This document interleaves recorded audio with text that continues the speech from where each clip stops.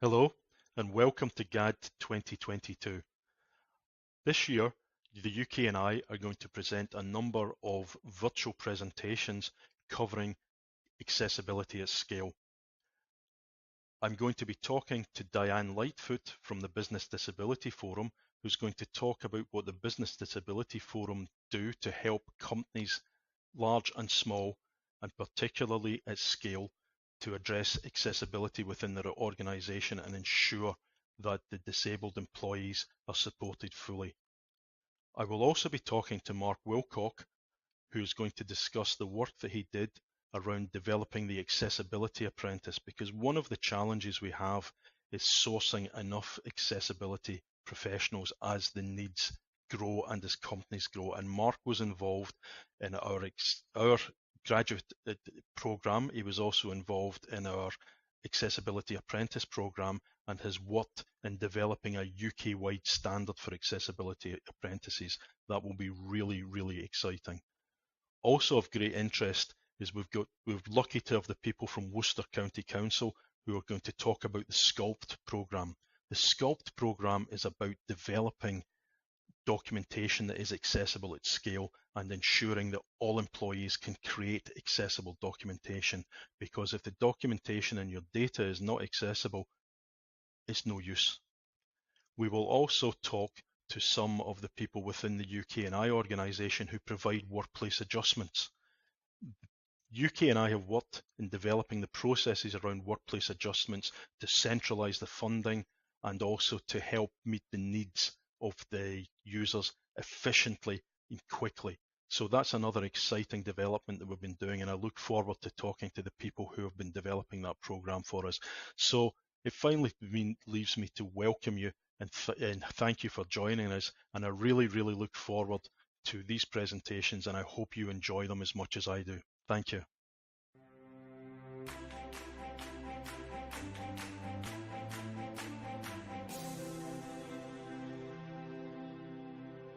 It gives me great pleasure to start this session by having a conversation with a great friend of GAD and a good friend of Atos, Diane Lightfoot, the CEO of the Business Disability Forum.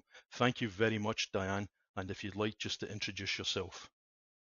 Thank you very much, Jim. It's always a pleasure to join Atos and to join you for GAD. I don't think you did yourself justice with your description, because also you look very nice and smiling. So I will describe myself.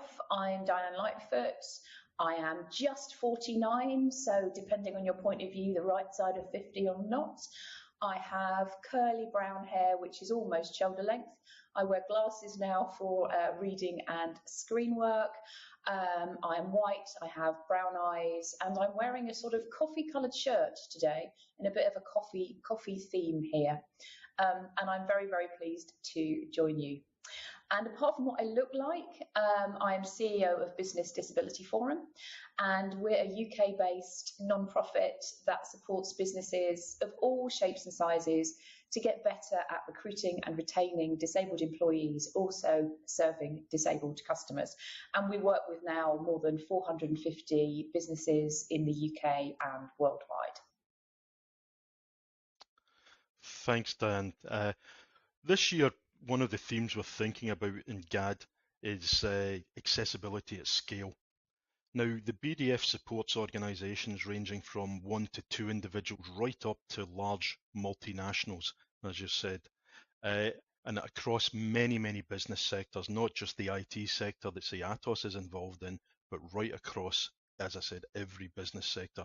What challenges, if any, have you found in supporting large organisations, and what's the differences you've found really in supporting large organisations as opposed to smaller ones, and what benefits do you bring to large organisations? Thanks, Jim. So most of the organisations we work with actually are large global organisations. And one of the things that I'm constantly struck by, the contrast of smaller and large ones. Larger organisations have the benefit of dedicated D&I teams, HR teams, are very well resourced, have strong infrastructure, and have the funding, usually, to be able to advance disability inclusion in their business. Conversely, smaller organisations don't have that, but often they have the ability to be more flexible because they are not constrained sometimes by the systems and processes that the larger organisations are. And I think the main thing for me is consistency. So often the theory that we talk about getting it right for disabled people or people with disabilities, to use global terminology, is relatively simple, but getting it right in any organisation, and particularly large and complex organisations, and then global organisations, can be incredibly complex. And we know that so much of getting it right comes down to individual line managers or people managers. So the confidence and the competence actually of managers to have a conversation with an employee, whether an existing employee or a new recruit, to be able to think proactively, to ask people what they need, and then to know how to make adjustments, where to go and what to do. And very strongly related to that, the trust that employees then have in their line managers to ask what they need and have the confidence to say that they need an adjustment or an accommodation and something different. And this is really critical. A few years ago, in 2019, we did a survey. It was called the Great Big Workplace Adjustment Survey, kind of does what it says on the tin. And we had responses from 1,200 disabled employees within our members and partner organisations. And one statistic that really struck me and has stayed with me is that 34% of people who responded who did not work with adjustments or accommodations, but said they would have benefited from them, 34% said they hadn't asked because they were worried that their manager would treat them differently. So this is really, really crucial. And the larger the organisation you have, the more difficulty, of course, you have in filtering down those messages and getting that consistency and confidence. Equally, for large organisations, getting all the right people round the table can be challenging. Too often we want to get it right, but we don't know what we don't know. So perhaps HR procures a recruitment portal that isn't accessible, or procurement teams put in tendering processes that miss opportunities to promote or ask about disability inclusion. It's very easy to do when you need to involve a lot of people. And then, of course, you get into issues around retrofitting, which can cost a fortune. And there's often a big issue with legacy issues and security. Equally, larger organisations are likely to have better and more robust IT systems, but equally more onerous security requirements. So small organisations can be a lot more flexible on bring your own device, or using some of the available packages, software packages they allow people to use. There's often more flex than there is in larger organisations who need to pass stringent security requirements. Some of the real positives about larger organisations, so some of the organisations we work with are going towards self-service models for workplace adjustments. GSK, for example, won our Workplace Adjustments Disability Smart Award in December 2021. And for them, you don't even have to say why you need an adjustment. You can just request it or even order it if you know what you need. Larger organisations, I think it can feel overwhelming knowing where to start, and that's very much where we come in. We can really help you audit and assess where you're doing well and perhaps where you might want to focus. And it can feel so overwhelming. So my message would really be just start, identify a couple of things and really start moving on those.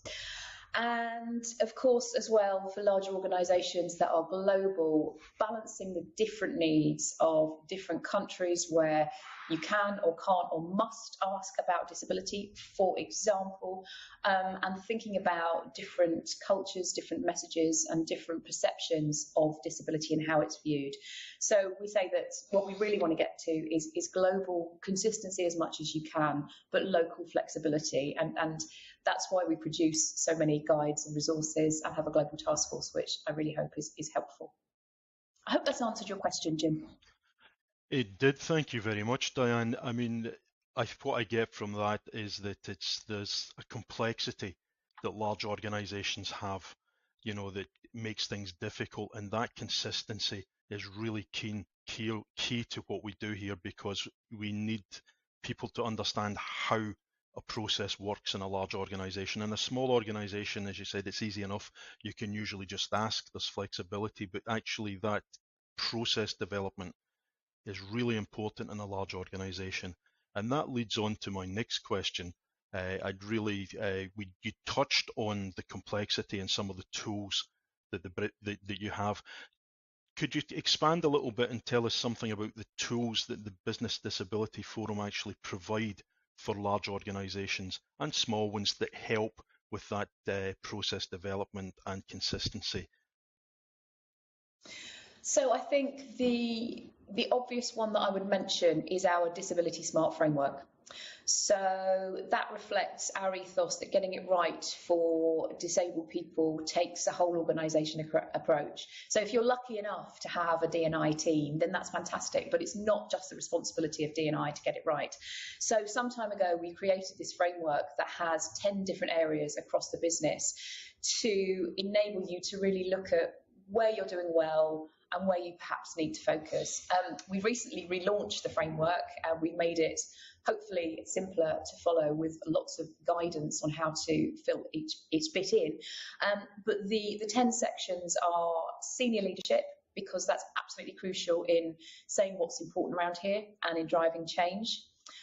Learning and development, so that line managers that we've just been talking about know what their responsibilities are, and also that they are supported to then support their own teams appropriately. Workplace adjustments and accommodations, that's a section in itself and is often the difference between people thriving or surviving or not at work. Then recruitment, retention, customers, because of course disabled people are consumers too. Procurement and supply chains, then communications, built environment, and last but not least, because this is GAD, technology. And for each of these sections, you can do a self-assessment, or we can do an audit for you, but really looking in depth at how you're doing, what policies and processes you've got in place.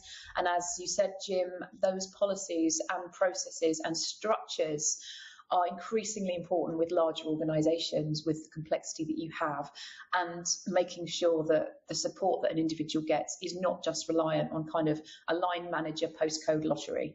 So there's a lot of support there. Our members and partners can do a self-assessment on our Knowledge Hub, or we can do a more in-depth audit with you. And I said that lots of our organisations that work with us, in fact, probably more than 50% operate beyond the UK. And so a few years ago, we created a global version, a maturity model of the global business disability framework. And that is a self-assessment with things to look for as a global organisation across those 10 different pillars, so that you can get a snapshot of how you think you're doing in those different areas in the different countries where you work. And a bit of a deeper dive into technology specifically. So we have a technology task force that's one of our longest standing task forces. It's very, very popular. And it created an accessibility maturity model, which is freely available to everyone. You don't have to be a member or partner.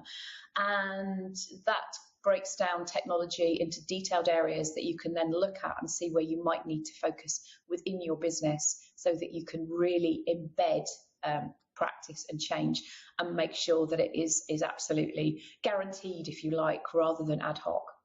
And just to go back what I said to the previous answer, I think picking a couple of areas is really crucial, because if you try and do all 10 at once, it can be absolutely overwhelming and then dispiriting, because you don't see progress and change. So picking a couple and really being able to see progress and engagement is key.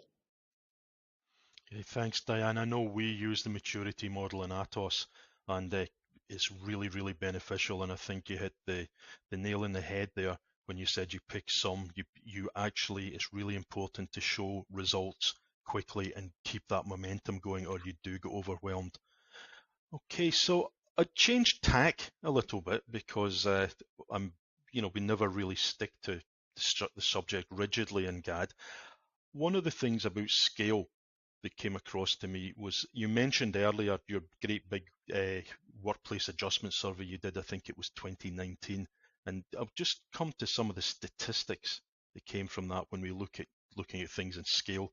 And I mean, one of the things that struck me from it was, I mean, we're all familiar with the 15% of the global population has a disability or is impacted by a disability, and things that come from the World Health Organization. But one of the truly interesting things that came out of that survey for me was that 18% of the working age adults are disabled, and that rises to over 44% when we look at the over 65s. And given the aging profile of, particularly in the West, of populations, that shows really how almost ubiquitous that accessibility is going to have to become if we're going to service our workforces properly. And the other one that struck me was that 83% of disabilities are acquired. And that was the one that really, I mean, I work in the field, and that always still surprises me. And that the average age of acquiring a disability found was 53. So again, that ties into the aging workforce sort of thing. So I'm curious as to, these statistics are really, really quite important, and I'm wondering about what you think about the impact that these statistics have on the thinking of other organisations and perhaps the BDF, because it's certainly changed my view of not just what disability was, but when it occurs in people's lives. Because we're all aware that it can be temporary, it can be situational, but it's also, it seems, most likely to be acquired, and acquired during your working age. And I think with those statistics, that's perhaps where a lot of the tools of the Business Disability Forum come to the fore. So I'm wondering, are there any of these statistics that jumped out at you when you gathered them, and how did they impact the way that you think round about disability and accessibility? I think those figures about acquired disability are really key, and I've been in post here now for just over 5 years, and certainly when I started, the businesses that I mainly spoke to, if I talked about disability, they would think present from birth, they would think physical disability and probably wheelchair user, and they would think this is about recruiting new people into my business. And so those stats were very powerful in saying, actually, this is about retention. This is about not losing your skilled workforce and the talent that you've got there, and the people who stay with you and who age, which is most of us, and remain with your business for a long time may well acquire a disability. So creating an environment where they feel able to tell you and are able to thrive, and you don't lose them, is really, really critical. And that definitely made people kind of think differently. On the issue around physical mobility, it's appalling that we are a good way into 2022 and we do not routinely design buildings to be accessible. That said, only about 8% of disabled people are wheelchair users, and over 90% of disabilities are not immediately visible. And so that is the one that I also say to people, you probably already employ and know in your personal life and work alongside many more disabled people than you think you do. And that can then spark a conversation, which is, are they being as productive as possible? Are they focusing on doing the best possible job for you because they've got the support they need? Or are they expending a lot of energy worrying about concealing something from you, concealing medical appointments, concealing taking a large amount of medication? I heard a story fairly recently from one of our members. It was a D&I lead, and one of her colleagues had confided in her and told her that this woman, she said that she had hearing loss in one of her ears only. And she had not told anyone else in the business, and she had not told her line manager.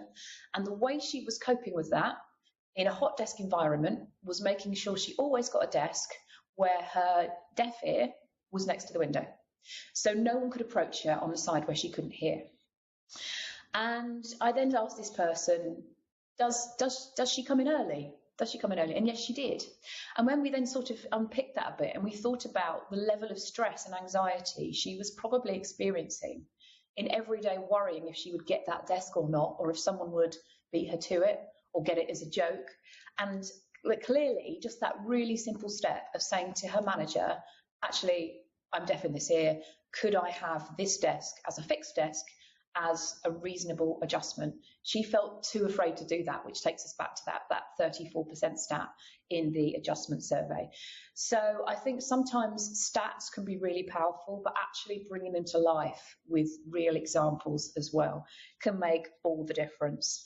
And we really know that people worry about sharing a disability or a difference. And I think it's very, very important, if you're listening to this or watching this, if you're senior, remembering that it probably feels much more scary than you think it does. So another of our partners, Accenture, did a study, I think it was last year, and they asked senior leaders across a range of businesses, I think, whether they thought that their employees would feel okay talking about a disability, physical disability, or a neurodiverse condition, or a mental health condition. And roughly speaking, 80% of the senior leaders said, yes, I think my employees would feel okay about talking to me about those things. When they actually asked the employees, only about 60% said yes, they'd be comfortable. So there was the perception gap of about 20% consistently across all those things. So actually making sure that it is really easy and you have a culture where people can tell you and you model it from the top is so important. So the numbers are really useful, but it's really important to dig into them and what they're telling you, and also what they're not telling you about people who, for whatever reason, have not come forward. Yeah. Thanks, Diane. I mean, I think what's really interesting there is you talked about a reasonable adjustment that actually didn't cost anything, or was minimal time, where you created an environment where someone could flourish at work. And it leads on to one of my favourite statistics from Atos that we have, is that when we centralised all our purchasing in the UK&I, it allowed us to actually work out how much we spend on adjustments. And what was really, really surprising is that what we spend in adjustments is the typical adjustment, when we average it out, costs 1/14 of the cost of actually recruiting someone. And that doesn't include the loss of knowledge, the impact in morale, and things like that. So these people tend to think in terms of high-tech, expensive adjustments. Most of the time, they're not, and they actually save money in the medium to long term. And one of the ways that we, as I said, that we did this was to centralize our funding of it. It made it easier that a line manager didn't have to worry about where is the money for this adjustment, if there was money involved, coming from. It also meant that the employees, if they didn't wish to initiate talking to their line manager, there was another way that they could talk and get the adjustment set up and get prepared for that, to make it more comfortable for people to talk, because it is quite worrying if you think that 40% of people are not comfortable. And I think some of the statistics showed that, particularly when it's non-visible disabilities, people are even less comfortable. And some of our graduates, I think the statistics you had was something like 76% of graduates wouldn't be comfortable disclosing disabilities. And that is a really, really worrying thing, that we need to make, as you said, people need to be comfortable. We need to reduce the stress that they have when they work, and they need to know that they are supported in their within their place of work. If they need an adjustment, that adjustment will be made with minimal fuss and just simply seen as either a change or a piece of equipment that someone just needs to do their job, very much like I need a headset to talk in this and things. So that's, I think, some of the worrying things from those statistics that come out there. And I think, as you said, it's about creating an environment where people feel that they won't be judged, it's not going to impact their career, and that they can be comfortable to talk about what they need to do their job. I think that's really important. So thank you for bringing that up. Now, finally, over the years, the BDF has grown as an organisation. Would you mind telling us a little bit about some of the challenges and successes you've had over growth over this time, and how you see the BDF growing in the future? Thanks, Jim. And yes, we have grown. Our partner group has pretty much doubled in size in the last 5 years, and membership isn't far behind, and that's brilliant. I think the challenges really are making sure that we stay ahead of the curve, that we stay really relevant to business, and there's that kind of fine line we tread between supporting and representing the views of businesses, which is really important, and then perhaps just gently nudging them to go a little bit further. We see ourselves very much as critical friends, and I think the emphasis actually is on friends. So we take the view that wherever you are in your disability smart journey, we will support you, absolutely. But we also want to encourage people to think about what else they could do and do a bit more. I think 5 years ago, we had quite a lot of stuff, but it wasn't necessarily being delivered in the way that members and partners wanted. So we really needed to take a good look at how we delivered our resources, how we delivered our events. So that meant really listening and innovating and completely revamping actually a lot of our delivery. So our task forces, our events, our networks, our resources, and obviously the creation of our global offer. So 5 years ago, we didn't have a global task force, for example. That's only been in operation 4 years. So that was a big challenge and has been a really exciting change for us. Another challenge was that we weren't that well known. We are hopefully a bit more well known now, and that was partly because we weren't very active in the kind of policy and thought leadership space. So again, 5 years ago, we set up a policy and research function, which has enabled us to do things that are really, unique, like the Great Big Workplace Adjustment Survey that has given a new perspective, which has been, I really hope, helpful to our members and partners, but has also helped us to influence policy. So that's been really important. And then, of course, COVID we expected to be a time when lots of organisations said, you know what, disability inclusion is really important, but it isn't our top priority right now. And actually the opposite happened. And businesses realised that they could now recruit differently, think differently, work differently, and also with skills shortages in so many sectors, not related to COVID, but perhaps to Brexit, that they needed to recruit from the widest possible talent pool. So actually, when I started, and retention was the real kind of hook, recruitment is very much up there now as well. So the future, I think, is really that we keep providing what's wanted, that we listen to our friends at Atos and our other partners and members, and that you tell us whether we're providing what's needed, because that's what we're here for. We also want to reach more businesses to increase our impact. So we are starting to work with smaller organisations through our Smarter London SMEs project, funded by City Bridge Trust in London. That's really positive. And we also want to do more work that supports people who face greater barriers to employment to get into work. So lots of exciting stuff coming up, but I'm sure that GAD will continue to be a part of it. I hope so. So thank you very much for having me this year, and long may I continue to be on your guest list. Thank you very much, Diane. It's always a pleasure, and one of the most amazing things is, where does the time go when we do these presentations? Because we're already right up against the time. So thank you again for a really interesting chat, for being out, and you'll always be a welcome guest at our GAD events. So I'll just finish off by thank you, and it's been a real pleasure, Diane. Okay, thank you. Thank you so much, Jim. It's been great.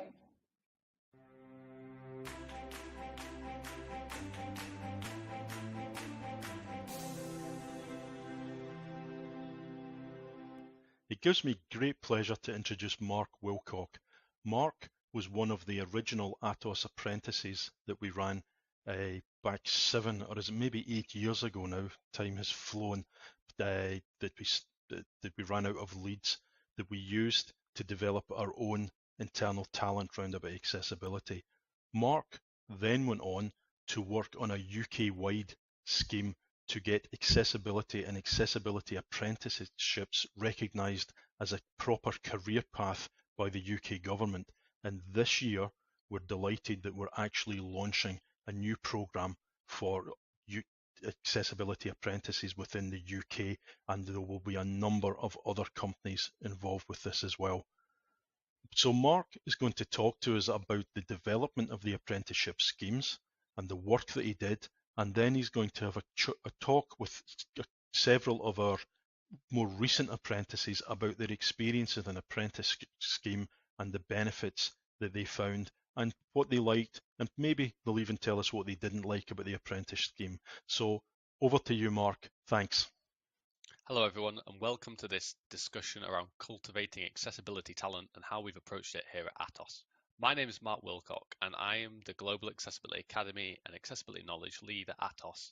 I've previously contributed to WCAG's working group, and I'm now the co-chair for the development of the Digital Accessibility, a specialist apprenticeship standard here in the UK. This is the first accessibility-focused apprenticeship standard globally. So first, I'm going to talk about accessibility apprenticeships at Atos, the rationale behind them, and the journey we've come so far to this point. So why did we choose an apprenticeship?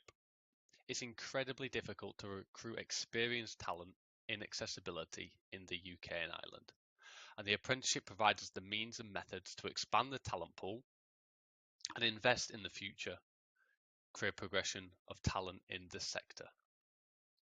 This also means that Atos can provide the services and solutions and products needed by our customers and clients on an evolving basis. So the business value. Apprenticeships provide great business value. They enable employees to match skills of employees with those required for delivering the services that they need. It's a great way to boost morale and reduce staff turnover to show that you're investing in a person's progression in their career, in their chosen sector or field. It can also be a great and powerful tool to upskill existing staff in an accredited manner. An interesting fact is that the majority of people taking apprenticeships in the UK are actually over the age of 25, and that's contrary to what most people believe people who take apprenticeships are, and they're used as upskilling methods already widely in the industry. Apprenticeships are also a great way to attract talent and candidates and create a talent pipeline in your accessibility department. So the employee value. What does an employee gain from completing an apprenticeship? They gain a certified accreditation, which is backed by the appropriate Department of Education framework here in the UK. And they also gain the skills and knowledge that they need to deliver a job in that organization. And they understand how to deliver that, and not just the knowledge, but how to actually implement those skills and knowledges to deliver great services to our customers. It's also greatly transferable. A key thing around apprenticeships is that it's not just a single organization or can be used in a single organization, it's cross-organizational. So it provides also the employee the flexibility to know that they're gaining training that's accredited across the industry. And another great part is that apprentices earn whilst they learn. So some apprentices may not want to take other means of education, and this is a great alternative approach for this. So the journey to this point. We first recruited apprentices in 2014, and I was in that first cohort. And what we previously have done is we have done a software development apprenticeship, and we've combined that with accessibility knowledge via on-the-job learning and hands-on experience delivering for our customers. The second cohort was in 2017 using the same approach, and our latest cohort in 2020 used this same approach. And we will hear from Damien and Kirill later in this presentation around how they have gone through the apprenticeship program in that structured manner. Slightly differently, between 2017 and 2020, in 2018 to be exact, we actually chaired, myself and Neil Milliken from the Atos Accessibility Department, the Trailblazer Group for a dedicated accessibility apprenticeship standard, because we identified at this point that this was the best approach we could use to ensure that we as a company, but also the sector, delivers on the requirements of this field going forward and into the future. That standard was in development for a number of years, and it was finally approved in 2021 by the Department of Education and the Institute for Apprenticeships. And it's really excited to announce that we'll actually have our first cohort on this new apprenticeship standard, which I'll discuss in further detail in this presentation in 2022. So actually in this year, we have a number of apprentices who will be going through this certification path and learn these skills that we've outlined, not just here in Atos, but also across organizational approach. The Accessibility Apprenticeship Standard. So what is it? I'll discuss about how we formed it and then also what it looks to deliver. So what was the goal behind the Accessibility Apprenticeship Standard? The goal is to develop the skills in accessibility in a variety of topics that could be used across a number of organizations to deliver a variety of accessibility services and products, not just for our customers, but for customers of other suppliers. And how is this achieved? The training approach taken is that there will be online or in the classroom training provided by a training provider that's accredited by the Department of Education for delivering apprenticeships. And that will then be supplemented and built upon with on-the-job training. So the different suppliers that utilize this standard can train their employees in the certain processes that they have in their organization, while still maintaining across organizational knowledge, skills, and behaviors. So who was involved in creating this standard? There's a number of different kind of groups of organizations that got engaged in the development of the standard and also the delivery of the standard going forward. So the first group that was formed was the Trailblazer Group. So this is a group of organizations that express an interest in the standard, and if you want to say, are probably most likely going to take on apprentices with the standard when it first releases, because they already have kind of a demand for it or they're highly interested in the topic. So we had the likes of Microsoft, RNIB, the International Association of Accessibility Professionals, Hex Production, Barclays, AbilityNet, Shell, and Atos ourselves, with us chairing the development of the standard.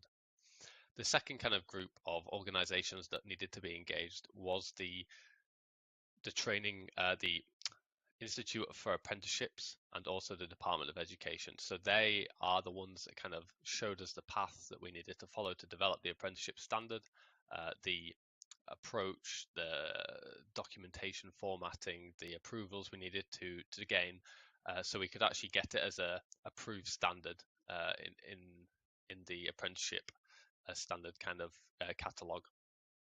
And then the last kind of group of organizations are the training providers and endpoint assessment organizations. So they're the organizations that deliver the training to provide the apprentice with the knowledge, skills, and behaviors we discussed. And then also the endpoint assessment organization is there to accredit the apprentice with the certificate of completion if they deem that apprentice has completed and gained all of those knowledge, skills, and behaviors that are stipulated by the standard. So this shows at a high level kind of the different parts of creating an apprenticeship here in the UK. So the first part, as I mentioned, was forming the Trailblazer Group. So that was the collection of organizations that were engaged and willing to aid in the development of the standard. And those organizations I mentioned on the previous slide. The second part was developing an occupational proposal. So this is where we outlined the general sector, the general industry, and also the potential duties that an apprentice who would go through the standard could deliver. So if we use an example and we follow it through the process, if you wanted to say kind of testing, for example, as a duty that could be included in the occupational proposal. The next part was developing an occupational standard. So that's where you go into additional detail into the duties that were previously outlined. So if we carry on the same theme with the testing point, this is where you break down the knowledge, skills, and behaviors needed for testing. So for example, the knowledge could be testing methodologies or knowledge around a specific testing standard. So you could say Wilcock in the accessibility, for example, and then the kind of skills and behaviors that then would need to be appropriate for that area. And the next point is developing an endpoint assessment. So this is where you went into detail around how an apprentice should be graded relative to those knowledge, skills and behaviors and the appropriate technique to grade them. So would you use a test? Would you use a project like a portfolio? What kind of ways are open to assess an apprentice in the appropriate point, knowledge, skill or behavior? And the final point is the publication and approval. So that's going through, submitting all the paperwork, discussing it with the Department of Education and Institute for Apprenticeships, and getting that kind of final sign-off. So it becomes an official standard that training providers can provide, endpoint assessment organizations can grade against, and organizations can start to use. And we're past that point now. Like I mentioned before, it was recently approved, and we're going for hopefully have our first cohort this year across a number of organizations who have expressed willingness to take on the standard. So if we just jump into kind of the occupational proposal in a bit more detail. So this is where it's kind of key, because of apprenticeships needing to be cross-organizational, because we haven't developed an apprenticeship specifically for Atos here. This is an apprenticeship standard that can be used by any organization to hopefully upskill or train a person into the accessibility sector to deliver a number of roles or duties if along those lines. So the first thing we needed to do was have an open discussion with the Trailblazer Group to understand the kind of duties that they would expect an accessibility specialist to deliver in their organization. Some organizations had more demands than others.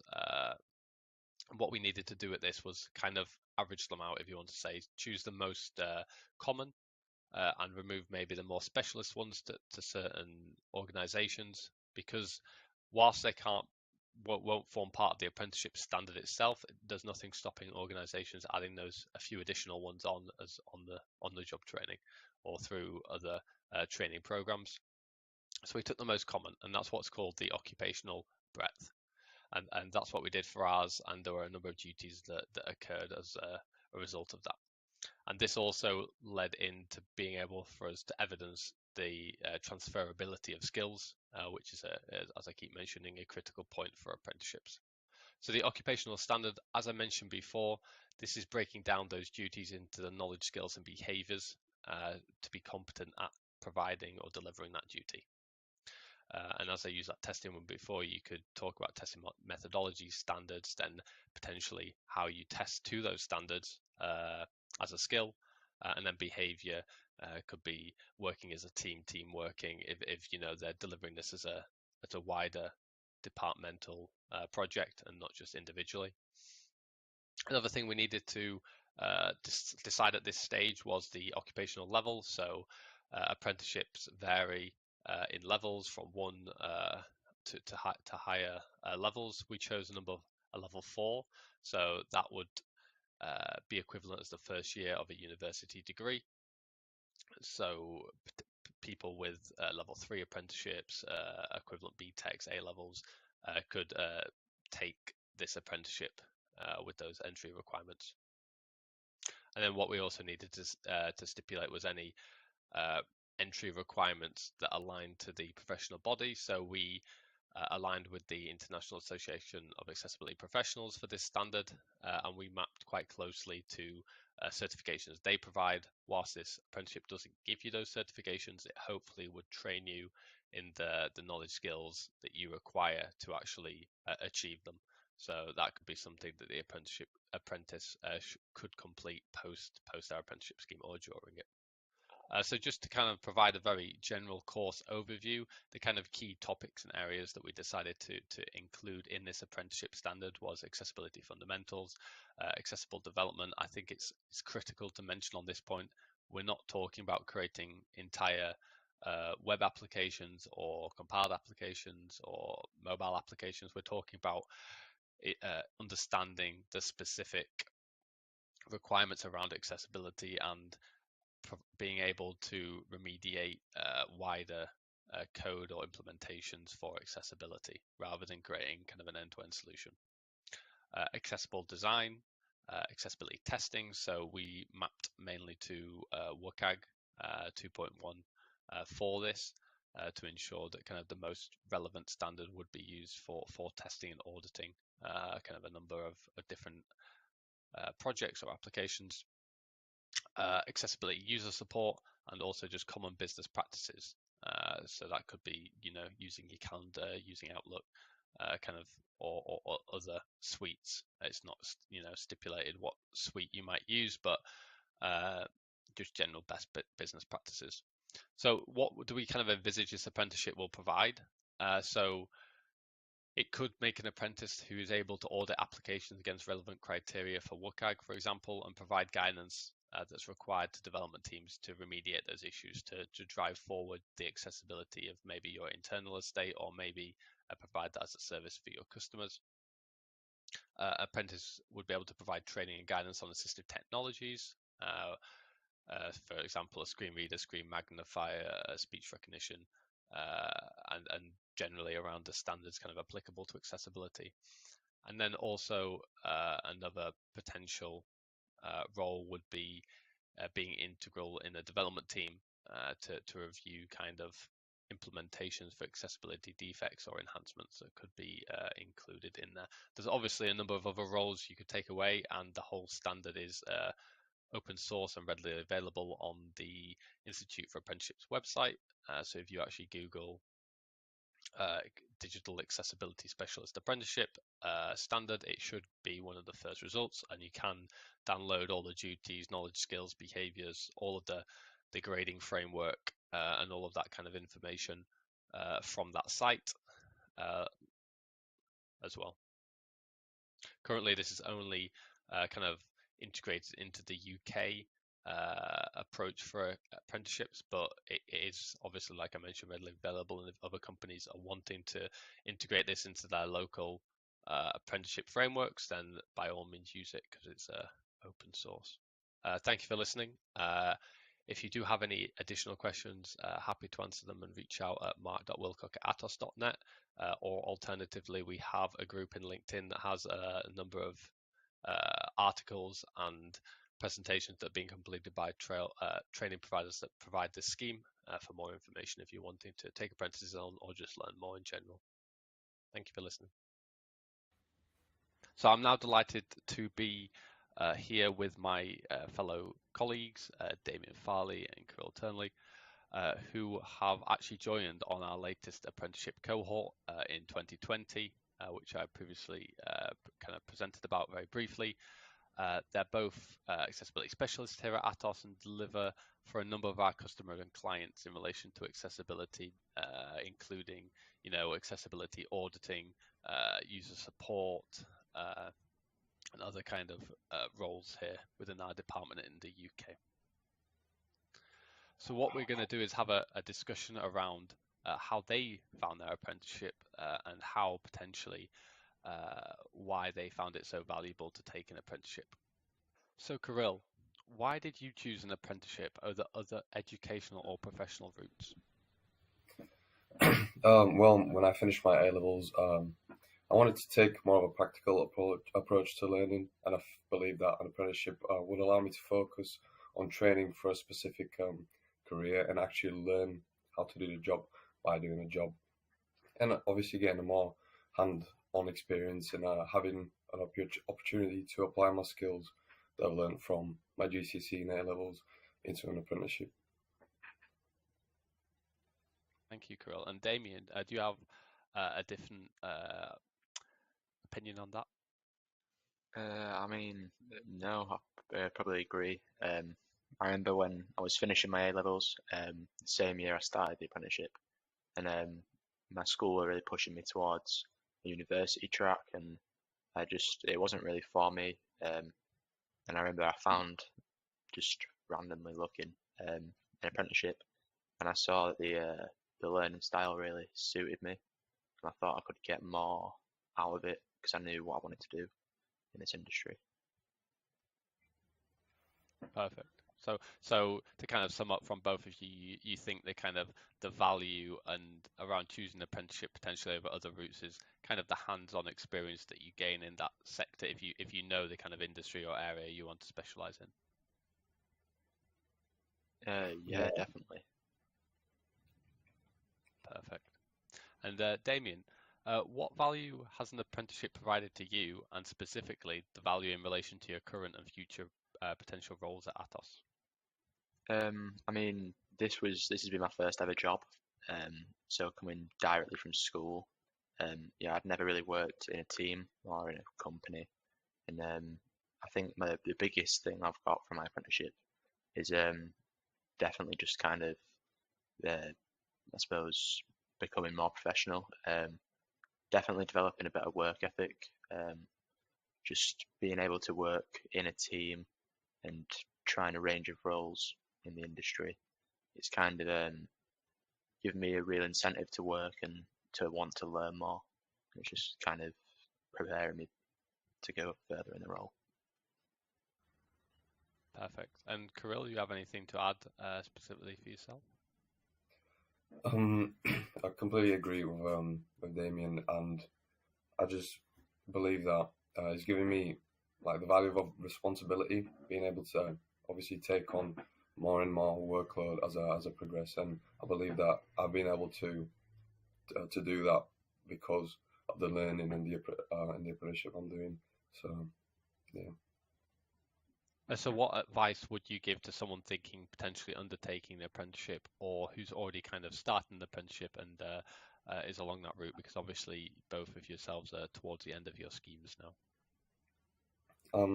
I think that if you have a career like pathway that you're interested in already, and that you know what you kind of want to do, progressing like further with work and things like that, then I think the apprenticeship is the best route for you. I completely, I do not regret choosing an apprenticeship like over university or different professional routes, and I think you just have to organize your time because you're gonna have to be learning as well as working, and I think you're gonna have to apply all of the skills that you've learned before from school or whatever sector you've come from, and I think you should enjoy it if you put in the effort.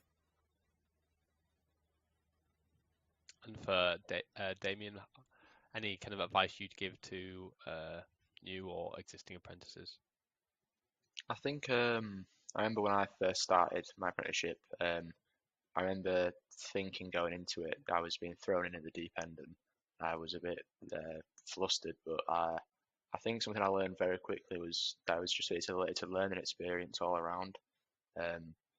There's no way that they can expect you to know everything, so it's just it's a learning experience, and it's a good learning experience, especially a first experience. And just kind of a question to either of you. What do you think the most kind of challenging factor about taking an apprenticeship has been for you personally, or potentially as a group?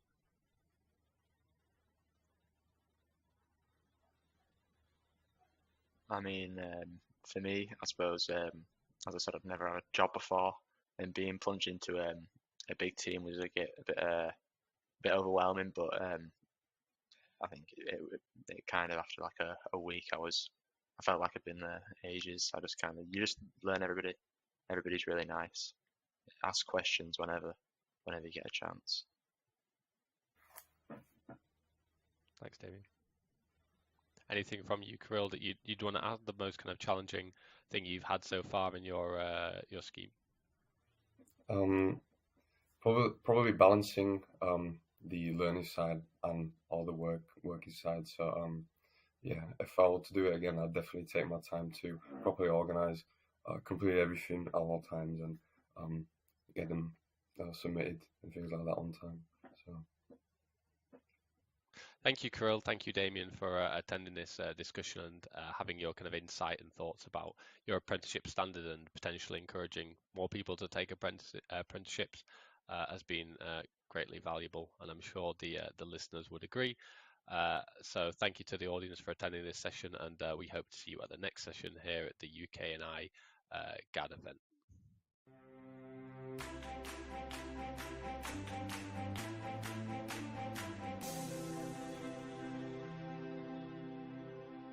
This presentation is about sculpting document accessibility at scale. Welcome to our guest, Helen Wilson from Worcestershire County Council. Helen is an author of the Sculpt framework, which provides an approach to address document accessibility at scale, focusing on the document authors rather than post-creation remediation. So thank you, Helen, for attending Atos GAD event. Over to you. Thank you.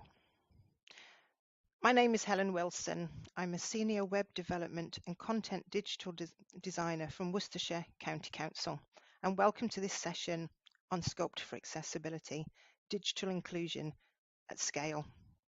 This presentation covers an introduction to Sculpt for Accessibility, why it's needed and what it is, the Sculpt vision and journey to the basics of inclusive culture, and some principles for accessibility that you can apply at scale straight away after this session. Well, the world has changed, and although we have the web regulations, digital inclusion doesn't just begin and end with websites and regulations. Every single workplace creates mass digital content on a daily basis, such as documents, presentations, or emails to customers or clients. Think about the documents that you get, like your pet insurance policy maybe, your electric bill, instructions that you've had sent to you as an attachment, the minutes of meetings, the posters you see or create, the social media graphics you make. The sheer scale of inaccessible content in ongoing circulation goes way beyond just having an accessible website and the web regulations. Everyday documents, presentations, and emails play a huge part in addressing accessibility at scale. Sculpt upskills everyone with the basic skills to create everyday accessible content. And when everyone applies it, the impact for meeting basic accessibility and inclusion is at scale. We first launched Sculpt at Worcestershire County Council in 2019. And it's now part of our mandatory learning for all staff. Sculpt is an acronym that lays the foundations of these basic and everyday digital accessibility skills. It's skills for the 6 basic reasonable adjustments that everyone across the organisation can learn and adopt in everyday practice, no matter what IT skills they have. But it can also support and complement your specialist web team's knowledge. This helps build a whole workforce approach to digital inclusion where everyone contributes and works together towards digital accessibility. Think of Sculpt as 6 bookmarks or principles to refer to as a baseline or a starting point for digital accessibility. We can all be inclusive by putting these basics in place. And every day, structure means using headings and style to structure your content.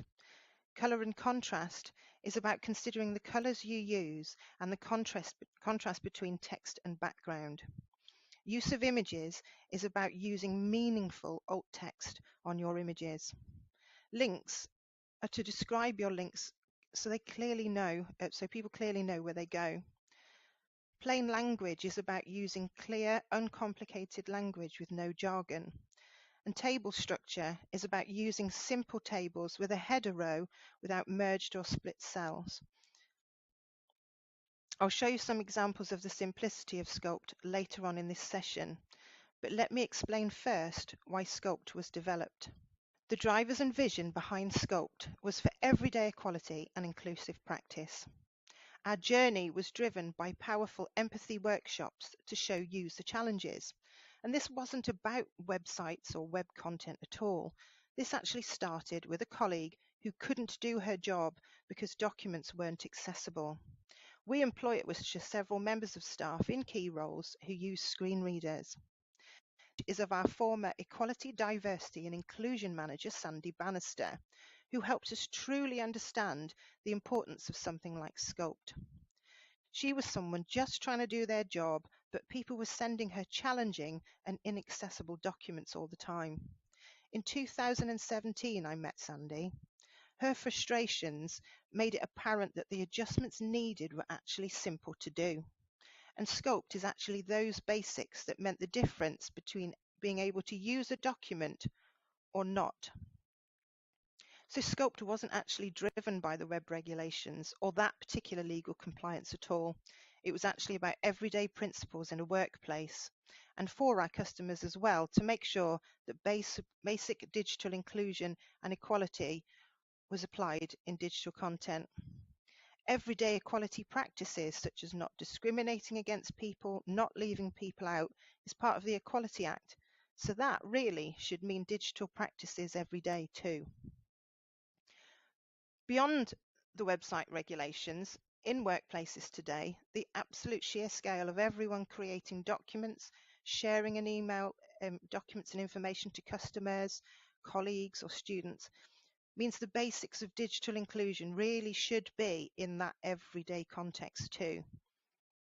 And of course, be the responsibility of everyone. So just think about other forms of legal compliance we have, such as GDPR and health and safety. They're models of embedding training and practice at scale. You have your specialist teams who do the complex work, so for example in information governance, and the wider workforce are trained in applying the basics. This is the ethos and vision behind Sculpt as a wide-scale basic skills model for staff. We wanted it to be a basic underpinning or a starting point for the culture of wider workforce inclusion. So the WCAG and all the web stuff was specific to the web team because that's their specialist role. But the basics of Sculpt is for everyone to learn, everyone to adopt, and of course underpin practice in practice culture. So addressing the everyone and everyone's responsibility challenge prior to developing Sculpt, we did some workshops. And what we found from these workshops was that people really struggled with accessibility. And we wanted to gauge our starting point for our vision for a whole workforce approach. So we asked 3 questions. What does digital accessibility mean? What do you need to do to make your document accessible? And what is your role in creating accessible content? Well, we identified quite a few barriers and perceptions, and these might sound quite familiar to you. Firstly, the meaning of digital accessibility. It was assumed to mean things like accessing, such as accessing information through search engines, file naming conventions, folder structure, or easily searching the intranet or internet to access and find stuff. So we had to kind of explain what it meant. And when we did explain what it meant about everybody being able to use information, including screen reading technology, the first thing was, well, that's a tech thing. IT do that. Well, that's really complicated and time consuming and specialist. I don't have the time for that. When they searched Google, it reinforced that complexity. But what they did know about accessibility was, although they felt it wasn't their responsibility, but they did use 11-point text in their work. And equally as interesting was when they'd been on training courses, accessibility wasn't in their training. All of this made us think that accessibility was perceived not to be particularly accessible. And the challenge was to provide guidance for a subject that was perceived very, very complex. So Sculpt was developed to break through these barriers that accessibility is complicated. Sculpt isn't complicated. It doesn't start with the technical specification or the legal compliance jargon. It starts right at the very beginning. What are the little basic things that everyone can do to make a big difference? It starts at the beginning from where documents are made, not at the end where it's complicated to fix. People just weren't engaging or learning about accessibility because it was perceived as too complex due to the technical jargon. And this we identified very early on as a big barrier to digital inclusion. And there was also the additional problem of accessibility as an afterthought, because actually creating a document and fixing it for accessibility are 2 different things. The perception of this scenario of the fixing has made people and senior leaders assume accessibility was a costly and time-consuming problem. So, for example, when a document is too complicated and poorly formatted to fix for accessibility, you need to remake it, which is a duplication of effort and time and maybe third-party costs. Or if a document is inaccessible but can be fixed, it's often with very long remediation time that kind of reinforces that only specialist knowledge can address the problem. But both of these scenarios, of course, negatively drive that perception that accessibility is a duplication of effort, it's time consuming, and at scale perceived as a costly problem that needs experts in to fix. But it isn't. If you think about any regulations, we need to update skills that are relevant for now. We're living in a digital age, and digital skills are vital to update, especially for awareness and skills around inclusion. You wouldn't build a house that didn't meet building regulations and expect someone to fix it afterwards, and nor would you expect someone to knock it down and start again, building it in an accessible way second time round, because oh dear, we've forgotten to widen doorways and wheelchair users can't use our building. That's an afterthought. It's a costly model of practice, and accessibility is not an afterthought. That's part of how buildings are designed today. And documents are the same, but they are in the digital space rather than the physical space. Sculpt is that house foundations, and Sculpt is the way of how documents need to be designed for the world and the users we have today. The physical space, if you like, is now digital. But using Sculpt from the start takes minutes to learn and apply, and this is at the making stage of every new document you make. You can apply the principles of Sculpt very easily. It's simple, and once part of practice, it actually takes no more time to make a document than it did before. So then documents don't need duplication of effort, and the Sculpt skills for inclusive practices, when embedded at scale, become part of the norm or part of normal practice, just like a skills update. But what's most important, it's much quicker to do something right the first time than it is to fix it when it comes to digital accessibility. Think of Sculpt like a skills update. You learn new skills when you have software or system updates, and Sculpt for accessibility is no different. It's literally an update for inclusion and basic inclusive practice in our digital age today. It's relevant. And it's these 6 things that everyone really should know now for inclusion in the digital age in which we live. The skills are simple, can save time, and it can kind of prevent documents being sent back or delayed. Just imagine the difference if you didn't have to spend considerable time and money remediating documents. Imagine if this was significantly reduced. Because making documents using the Sculpt principles can reduce that, and they can be very, very quickly refined further as well for WCAG, for websites. So that remediation and that costly problem is no longer there because it's not a problem at all. It's simple.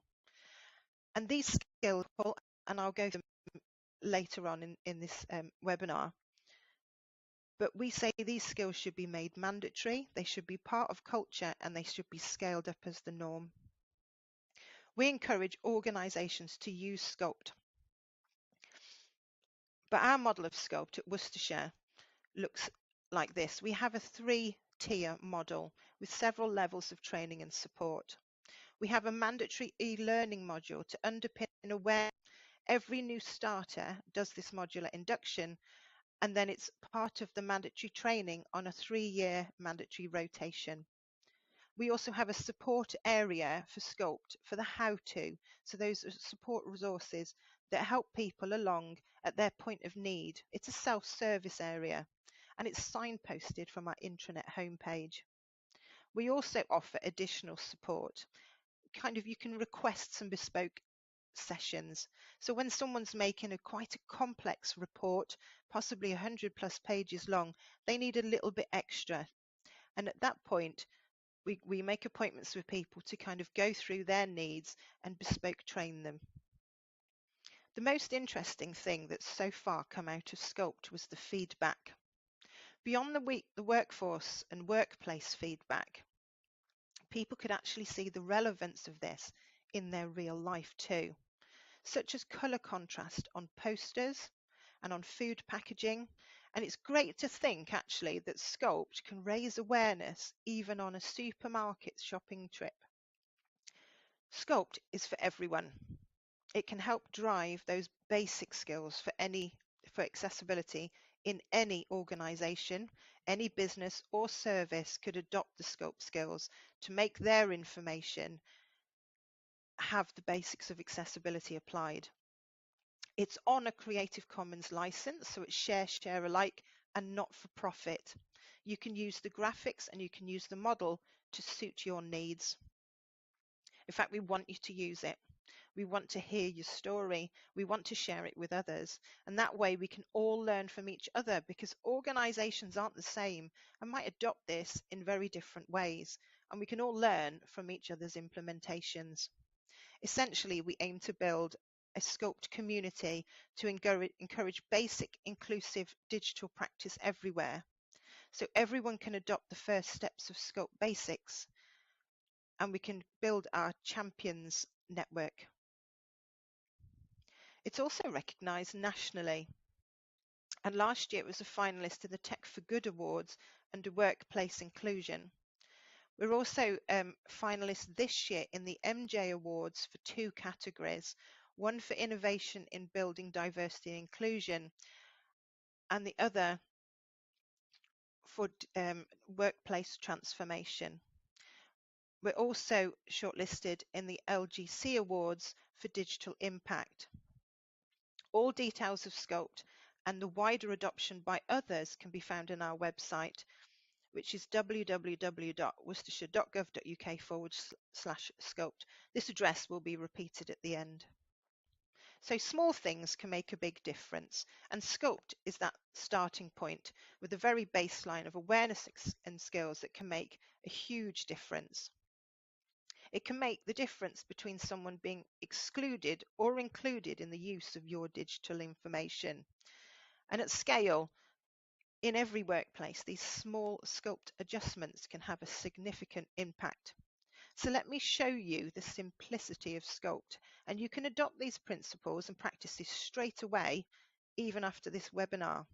And once you've mastered Sculpt, you can then build upon that knowledge and maybe even to broaden your skills and understanding more in digital accessibility. Let me take you through each letter of Sculpt. Let's start with S. S is for structure of a document. And structure provides cues and signposting to break up and help us digest and navigate a document. The 2 images on screen are actually the same document. The first image to the left has no styling applied whatsoever, such as headings or paragraphs, bullet points, or even a table of context. It is one long sea of text you just can't read.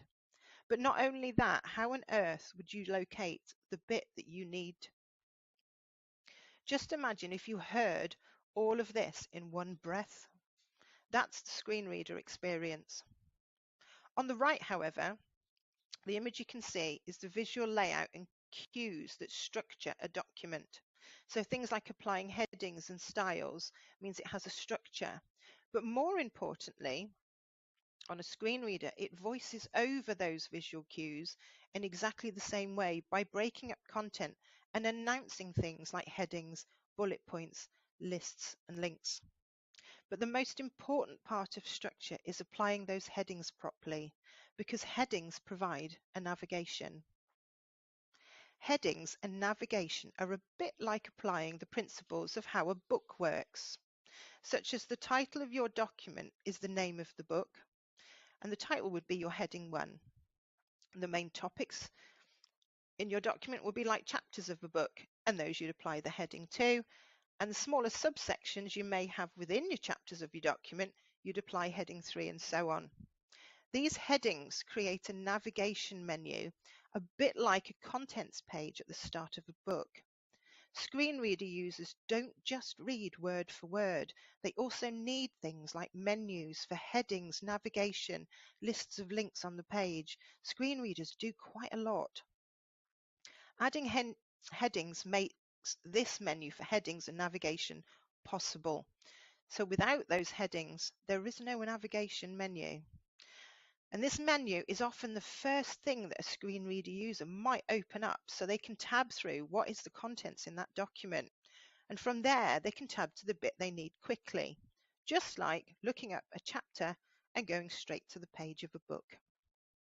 In essence, a screen reader with a document with a headings navigation applied simulates the exact same equal experience for everyone navigating information, screen reader or not.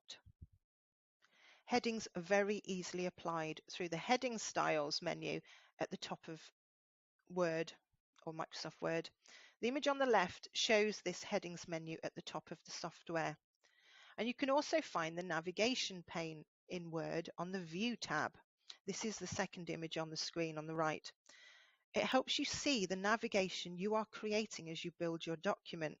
It also acts as a menu to help any user tab content easily to find and jump to the bit they need.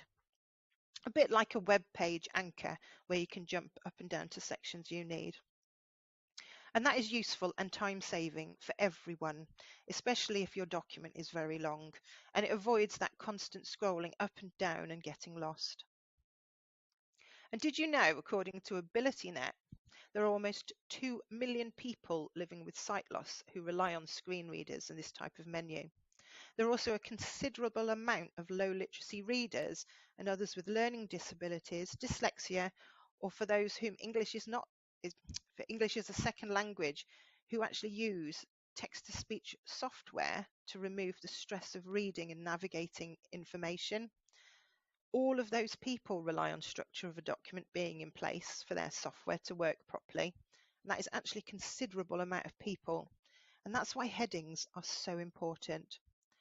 PowerPoint also provides a navigation like this if you add slide titles. C is for colour and contrast. Contrast helps those with visual impairments, but also helps everyone. Have you ever had tired eyes that need to work harder?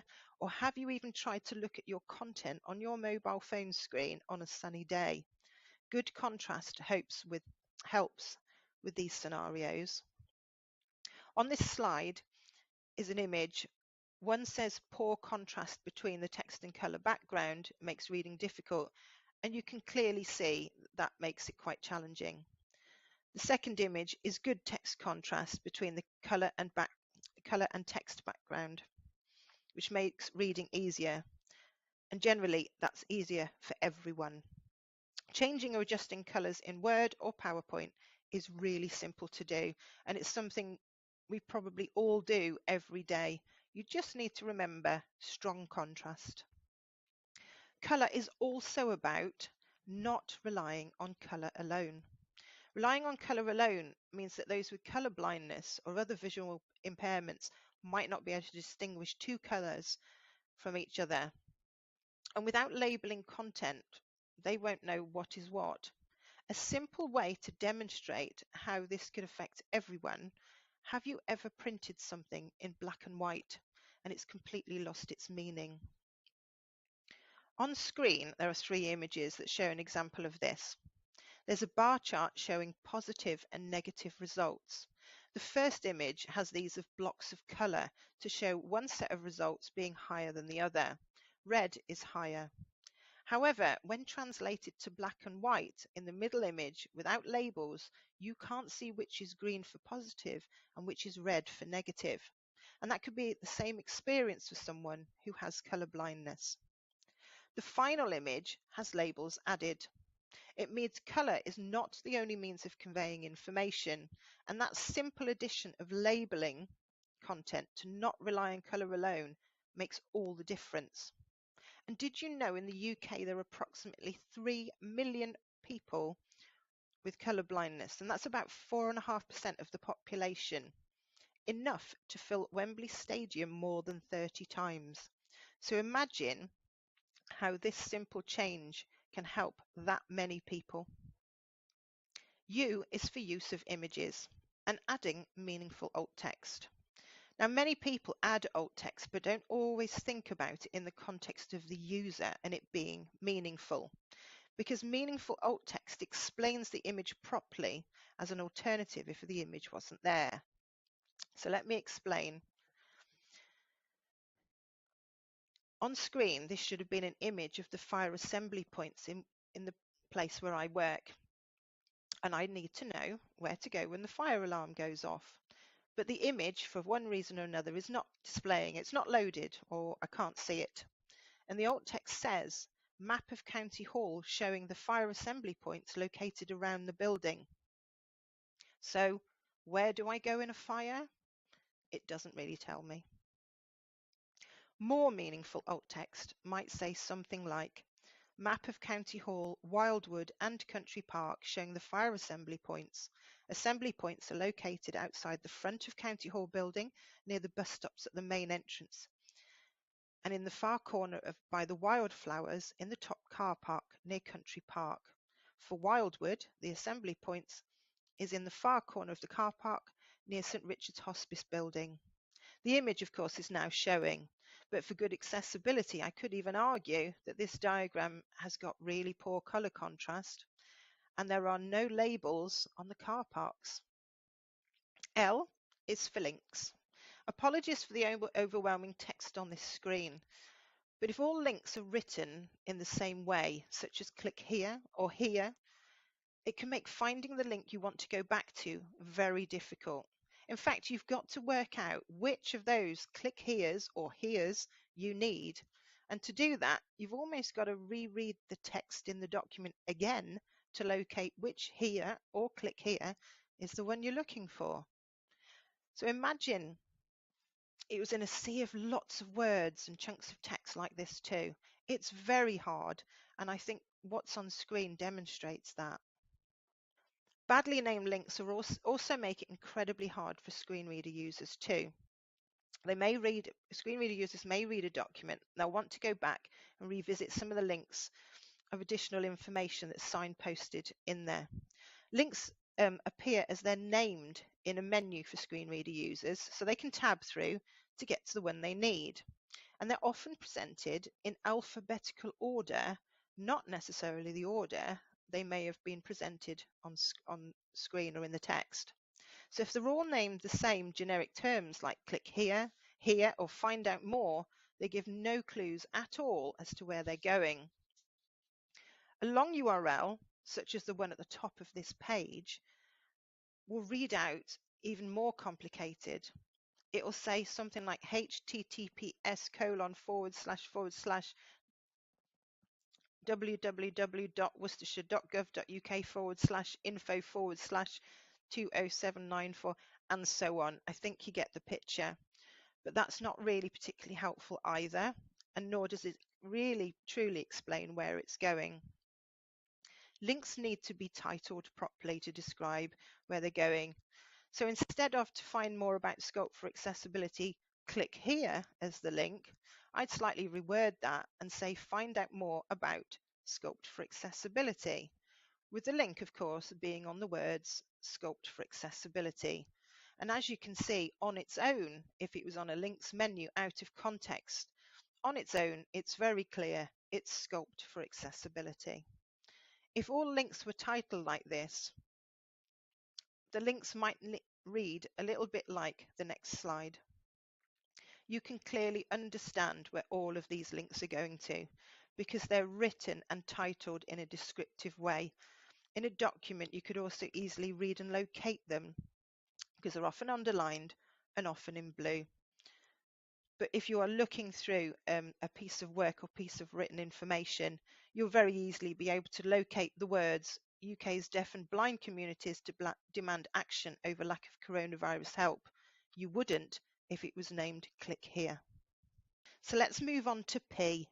P is for plain language, and plain language is often quite overlooked in terms of accessibility, but actually it plays a vital part for inclusion.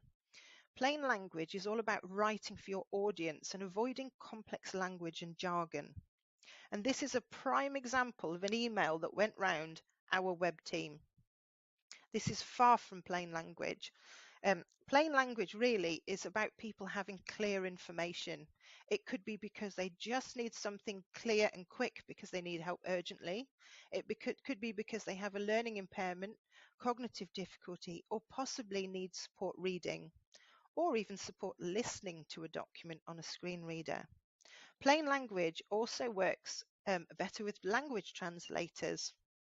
And I dread to think, if this got translated to Spanish, for example, what WCAG, DNS, CMS, or CEO would actually come out as.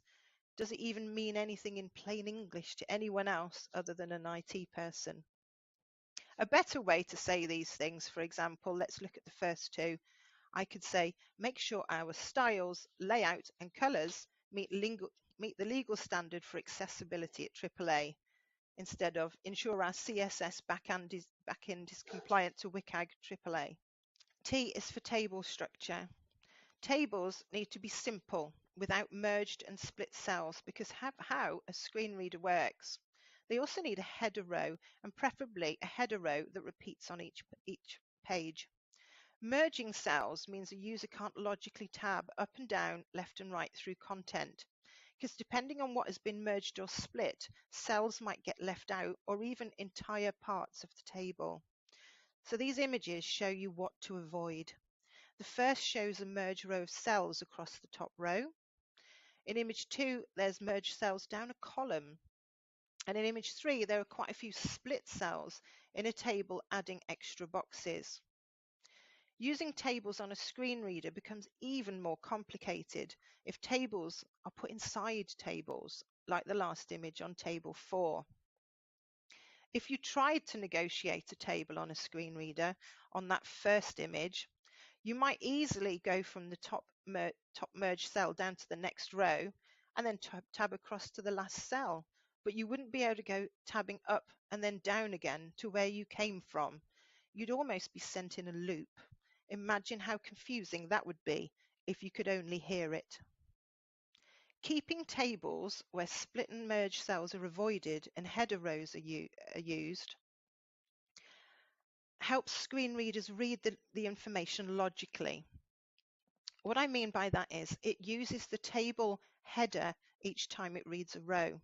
So for example, on this left-hand table, it would say name Liam, use of Sculpt 22%, web request processed 81.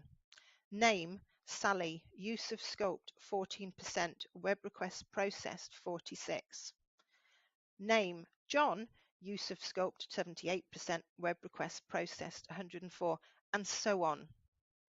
Without it, it may read John 78%, 104, which doesn't really make any sense without the context of the table header. If everyone applied these small Sculpt adjustments every day, it could make a real difference and have a significant impact. The principles are very simple. Sculpt is only the basics, those baseline needs, but those basics can make a real difference between people being able to use your information or not. At Worcestershire, we started our Sculpt journey in June 2019. And our big launch with our workforce was in January 2020. And so far, this is how we know Sculpt is starting to work in our workplace. We're still, of course, on our journey to fully embed this across all employees, but this is what's happening already. We hear the language of I've sculpted my documents in regular, everyday kind of phrases and terms.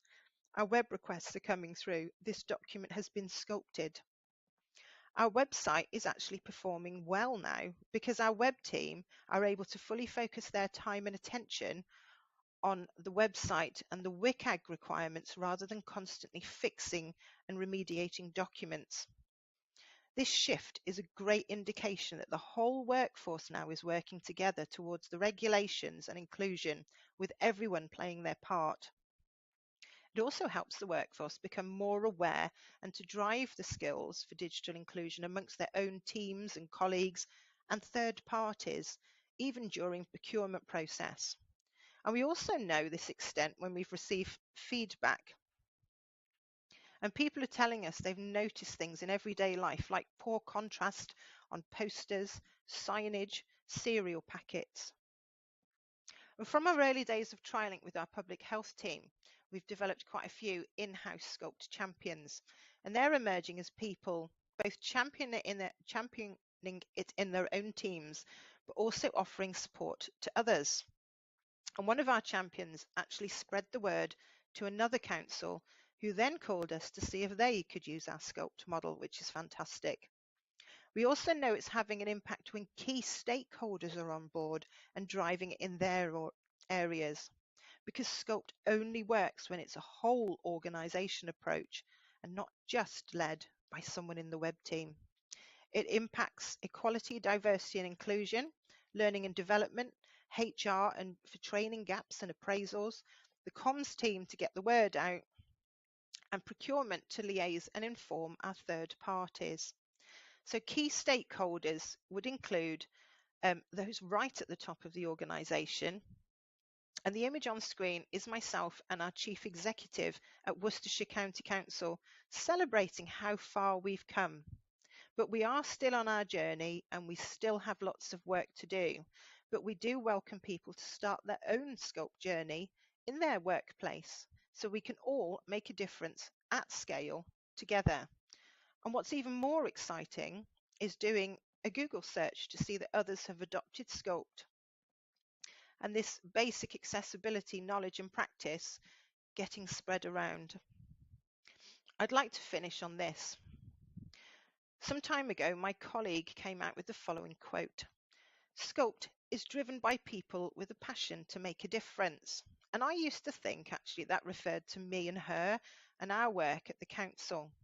But actually now I believe it refers to the whole community and all of those individuals who've taken Sculpt into their organisation or making documents using Sculpt, or those who've helped to shape it.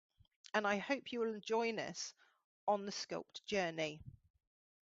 And finally, I'd love to show you this video because it takes it all back to what Sculpt is all about.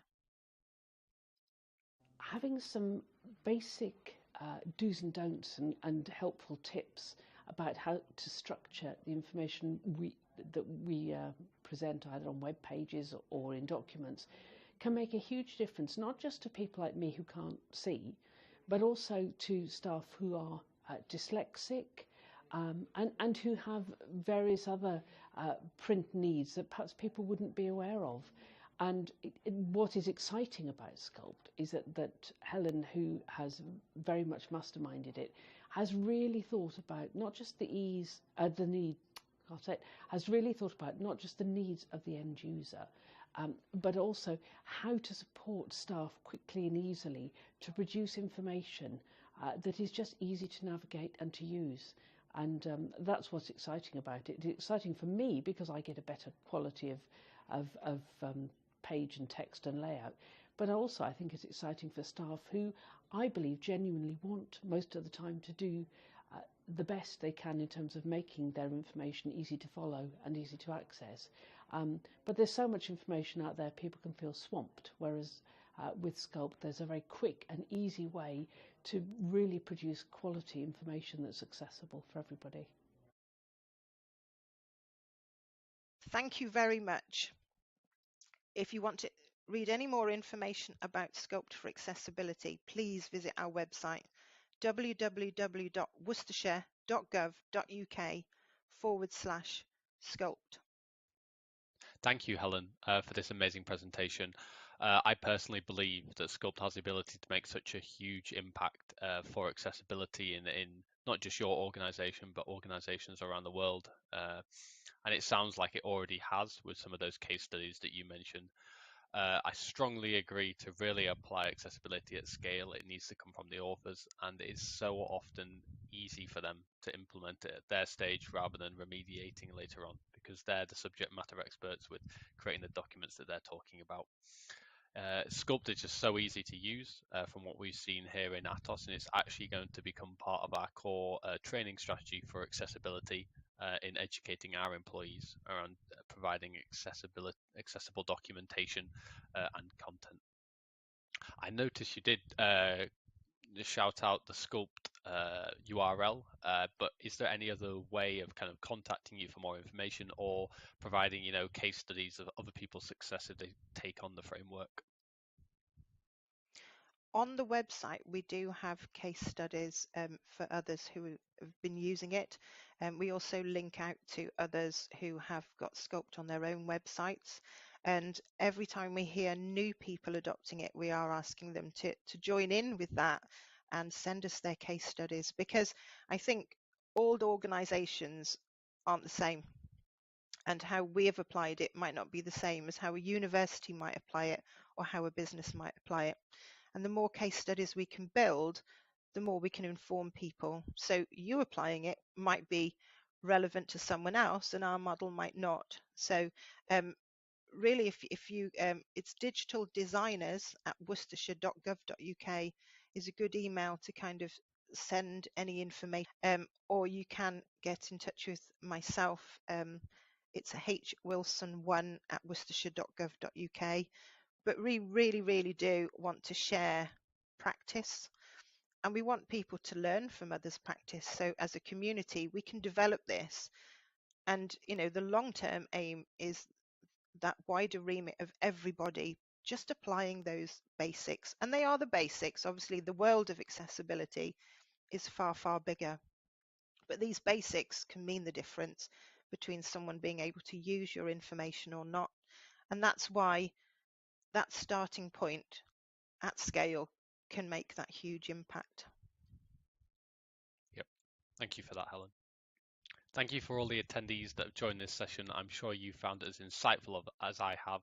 And thank you, Helen, for presenting this topic.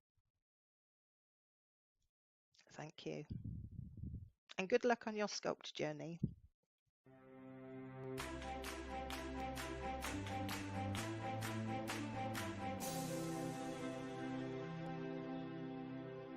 Hello, and welcome to the session about providing effective and appropriate workplace adjustments in an enterprise environment.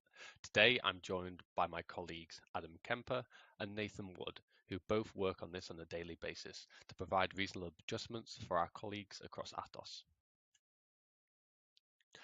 Adam works in Poland and is a procurement specialist, working with a number of our suppliers to engage and provide and procure the appropriate solutions for our employees. And this is what Nathan likewise does. So let's jump into some questions. Adam, how does Atos provide reasonable adjustments at scale to support our employees? Hi everyone. In terms of what we provide is we provide a wide array of options for users from numerous suppliers, which allows us to meet the accessibility needs of all UK&I colleagues. We offer a range of different equipment and assessments, ranging from specialist equipment to specific disability assessments, as well as more standard equipment, as in case of what is for new stuff like chairs, standard keyboard, mouse, laptop riser. We also provide diagnostic and workplace assessments, which would give us recommendations for specific equipment done an employee requires. The process is pretty straightforward, but at the same time, it takes a lot of time and involves a lot of people. It usually begins with the user completing a DSC assessment, which is later reviewed by an HSC team and is brought to our Access Unit team mailbox in a form of request in minimum dataset file. We check for the availability of items, obtain a quote from our suppliers, and we use Ariba's guided buying tool to place a PO. Before it's fully placed, there's a few approvals that we need to collect. It begins with obtaining an approval from my supervisor, then the order desk team checks request for errors, and then the cost center code approver, who is a paying subject, must approve the request. There's all kinds of complications and doubts that may appear, but since it's all managed in guided buying, it's easy to follow on which stage of the ordering process we currently are, and if there's anything missing, it's possible to check who to contact, who to chase, or who to consult with. The PO is then placed, we obtain a PO number, which is necessary to navigate and to consult with the supplier, and then we ask with an estimated time of arrival and share all updates with an employee. What do you think about this topic, Nathan? So in terms of what we provide a wide array of options from a variety of different suppliers for users. This allows us a great range of items and allows us to meet the accessibility needs of all UK&I colleagues that we currently have. The options we offer a range of different equipment and assessments, ranging from specialist equipment to specific disability assessments and standard equipment dependent on the user's needs. For instance, if we have a new intake of staff, they require basic equipment such as a standard keyboard, mouse, and a laptop riser. If this equipment isn't readily available at offices, we tend to provide that through orders. We can also provide assessments for specific disabilities, as well as diagnostic and workplace assessments, which will give us recommendations of the specialist equipment that they require going forward and of software. The process most often begins with a user completing a DSE assessment. This is then reviewed by the HSE team, and then their recommendations are brought to us. It means that then equipment is specifically recommended for the user's needs and is fully assessed to those. We as a team then process the ordering of the required equipment and complete the request once we have notification of completion, correcting any issues the user may have with the equipment if required. So Adam, what are the advantages and what are the drawbacks with the current model we use at Atos to provide reasonable adjustments to our employees?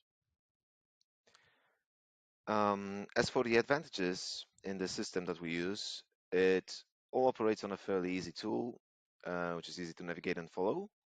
Apart from the tool, all operations and all activities we do are documented and reported in a shared records file. So it's possible to quickly find the details of an order that was placed some time ago if it's needed, or it is possible for my colleagues to take over my tasks when I'm absent. And as for the drawbacks, I will start with an obvious one. It might happen that there is a lot of requests coming in a short period of time, and then they sometimes tend to arrive from multiple fronts instead of one set route. So this can be very difficult to keep track of everything and place orders quickly. And another drawback that I fight most often with is all that happens actually after the order is submitted. So one could think that our task ends here, but we want to make sure that items are received and that no problems appear. And occasionally they do. For example, a lot of suppliers struggle to provide their services with no delays. And there are a lot of factors that make it more and more difficult for them, like COVID pandemic, Brexit, various logistics challenges. And it's not always something that we could improve on our own, but we constantly try to monitor the situation and seek for solutions to make everything go quicker. And Nathan, do you have any advantages or additional drawbacks you want to mention about our process? I mean, yeah, I'd agree that they've definitely got a good system there, but I think the biggest advantage of our current model for me is the sheer number of options we can offer users and the flexibility that it affords for us when we're placing orders and when we're dealing with requests. For instance, if a user wants a specific monitor and it's not available at our main supplier, we've got a few others that we can go into and explore there. If they're not available within an acceptable time frame, we can always look at an alternative with similar properties and similar outputs, etc. And I think that that level of flexibility really helps with us delivering in time, which for some users is vastly important, dependent on the needs. I think as well, our relationship with these main suppliers, the fact that it's been built up over a long period, the fact that we've got a good understanding, it also really helps when there's issues with some orders, which inevitably happens, and no two cases are the same, but it does generally help with us in terms of dealing with it quickly. In regards to the drawbacks, I think our biggest issue is what happens when a multitude of orders comes in, and the problem we have currently is it comes in on multiple fronts, so it doesn't come through one set route. And if a large wave of requests comes in a short period of time, say 100 requests in a week, it can be very difficult to keep track of everything once it goes through to order. But I'm quite pleased that with the discussions we've been having back and forth that we are looking to address that. We are looking at a single entry system, as we've discussed in the past, Mark, and hopefully we'll be able to address that in the future. So Adam, in your opinion, which is the most critical stage of the RA process, and what could others learn from how Atos approaches this topic? I'm not sure this would be a concrete stage of the process, as they all seem equally important. But what I find the most critical and useful is to keep track of all orders. We obviously run a shared records file, but apart from this, I run a document of my own with all useful comments, updates, and notes regarding the items that an employee awaits to receive. Sometimes it happens that an employee needs a set of items and all parts would be delivered separately or even from different suppliers. This requires additional focus and coordination, obviously. Sometimes there are even more additional needs, for instance, and assembly help is required and we need to make appointments with a technician. So it's a lot of things. It's easy to get lost in it or simply forget. So running notes regularly, checking for updates, collecting feedback would be surely recommended by me. We're always in touch with employees. This adds some human element to the process too. So we try to check and confirm that everything has arrived, works, and fulfills the needs of an employee. And I really like that part. I'm sure it's appreciated too. Perfect. Thank you, Adam. And Nathan, in your opinion, which is the most critical stage? So for me, the most critical stage of any order process is interacting with the users themselves, especially if there's an issue with their order, be that receiving ETAs or items not being as expected. The user at this point requires as much support as possible, especially once they know the order's been placed. And it's really of the utmost important that we as a team do what we can to support them, especially if there's been an issue, because that can be quite an annoyance or a distressing thing depending on the user's scenario. And I think it's important that we provide as much support in that phase as possible. Adam, what is the importance of moving from the ad hoc to now the more structured approach we take when processing RA requests? So the most significant factor, and at the same time the most obvious one, is that by a structured approach, we are able to process the request quicker. Items we order are very often not only tools to help the employee work safely or sufficiently, but are frequently necessary for the employee to return to productive work. The structured system would involve obtaining and in detailed and correct information on what is being requested. And it would be just simply impossible with an ad hoc or manual method. It would generate thousands of emails and the search for a proper person to consult. So really a lot of people get involved in the process and it couldn't be done in a chaotic ad hoc system. By moving this whole procedure to guided buying, as we do, all approvals are obtained within this tool, and you can always check on which stage of the request we are. So this saves time a lot. Perfect. Thank you, Adam. And Nathan, what do you think the advantages were from moving from an ad hoc to a more structured approach?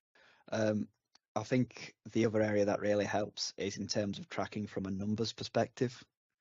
I think both in terms of the overall numbers and the financial side, in terms of how much we're spending and where, in order to assist, for example, in audits, when we're looking at what we've ordered, how much have we spent.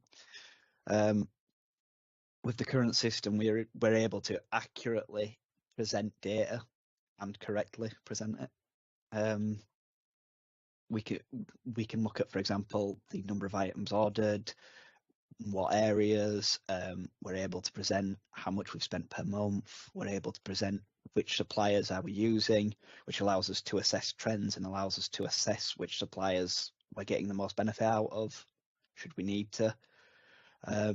And I think, to be honest, with our future plans for improving reasonable adjustments, I think we'll also see an increased understanding of processing orders, which should hopefully allow for a more efficient system and allow for greater tracking in terms of going to order and in terms of delivering on orders. I think we'll hopefully have a better experience and understanding of order statuses because of this.